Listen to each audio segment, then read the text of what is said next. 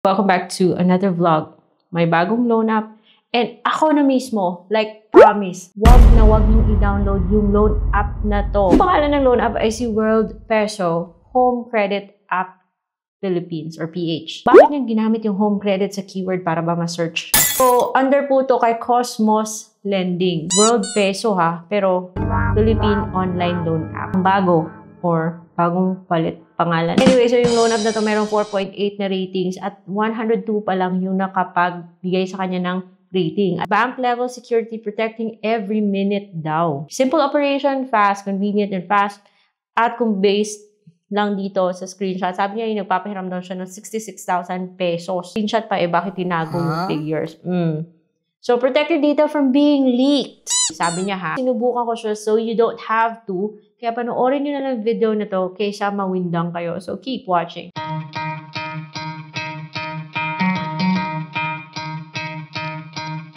Hello everyone! Welcome back to my channel. This is Ate Red. And for today's video, isa namang bagong online loan platform na nasa iOS yung ating pag-uusapan. Sinerch ko si Home Credit kasi mag-update sana ako guys ha. Lumabas to. So, na-curious ako. And sino ba naman yung hindi mapapa-download seeing na mukha siyang promising. Mukhang promising. Bago tayo magpatuloy guys, kung bago pa kayo dito sa channel, hit that subscribe button kasi pinag-uusapan po natin yung iba't ibang mga online loan platform sa channel na to. And hit that bell notification button para hindi kayo mahuli sa mga bago kong uploads. This video is not sponsored. It's based on my personal experience. Ito, 4.8 daw siya. Pero pag scroll ko, kaagad ko itong nakita. Sabi niya, this is stupid. After inputting the OTP, I already got an information that I was rejected. Oy! Auto-reject siya. Kakaiba rin to. Hindi siya auto-disburse pero auto-reject siya. Rejected to the lender which is Kayamo Atlas. So, na-intrigue ako guys. So, pagkatapos kong ma-download yung app, humingi po siya ng access to location and then lumabas po yung mapang-akit na 70,000 pesos na pwede na raw ipahiram 180 days and 0.06% per day. Huwag kayo maniwala dyan ha. May kutob na ako guys na parang familiar nga to. Ito, lumabas yung kanyang welcome kung saan maglalagay ka ng phone number at ito guys, ito. Ayaw niyang tanggapin yung main phone number ko guys. Natagtad na sa application ng iba't ibang mga online loan platforms. Ilang beses ko ni-reset yung OTP, wala akong natanggap. So, I had to use a different phone dito. Yung phone na andito sa cellphone na to. Sorry guys, number ko pa rin yung andito. Anyways, niligay ko po yung number na nasa ganitong cellphone. Walang pumasok na OTP dito. Wala rin pumasok sa spam. Pero dito, pag click mo ng get code, may lumabas dun mismo. Sa get code, sa app na lang mismo, lumabas yung OTP niya.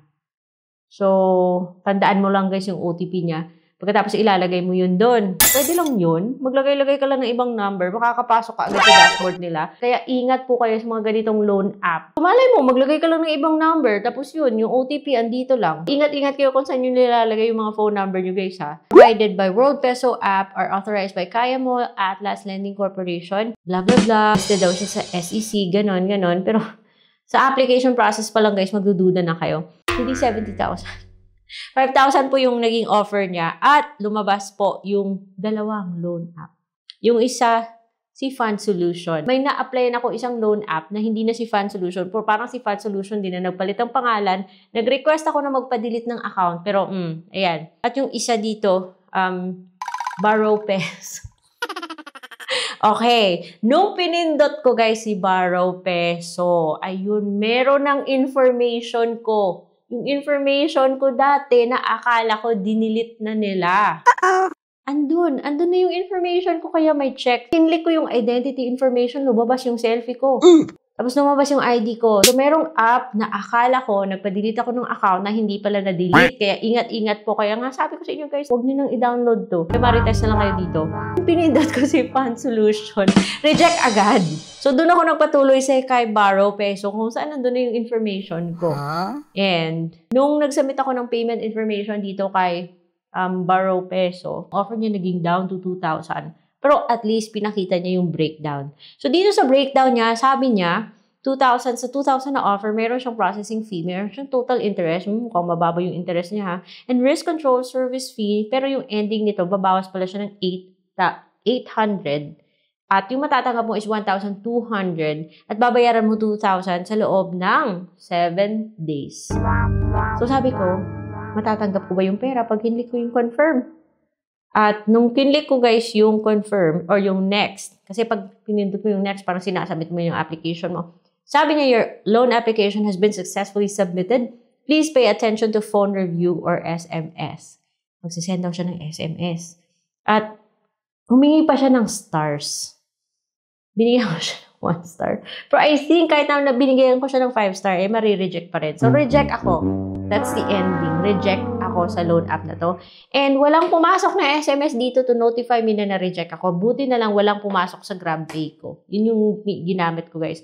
Walang pumasok sa GrabPay. In short, reject is reject here. Pero yung hindi ko gusto, yung nakakatakot dito guys, kasi hindi na ako naniniwala sa delete-delete na yan. Yung loan app na to, meron po siyang cancellation or account delete or account cancellation option that you can find under settings.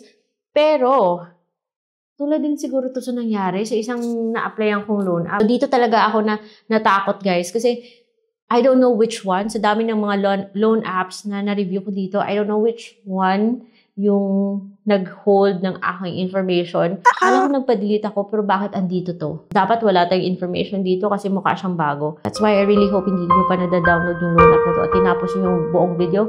Nakakatakot po yung ganito. Ingat-ingat po tayo sa mga online loan platforms na sinusubukan natin. Kaya nga guys, I really hope tinapos yun yung video. Dapat kasi naka-bell notification ako sa inyo guys. Because I try loan apps, so you don't have to. At when there is doubt, huwag nyo na munang ituloy. Huwag na dito guys kay World Peso. Baka maging available din worldwide yung mga information nyo. Di ba nakakatakot yung gano'n? Meron naman ibang mga loan platforms na somehow I have confidence na aalagaan po yung personal information natin. Tulad sa mga loan platforms na andito po sa playlist na to. So feel free to check it out and find out if there's one loan platform that will suit your needs or mapapahappy ka.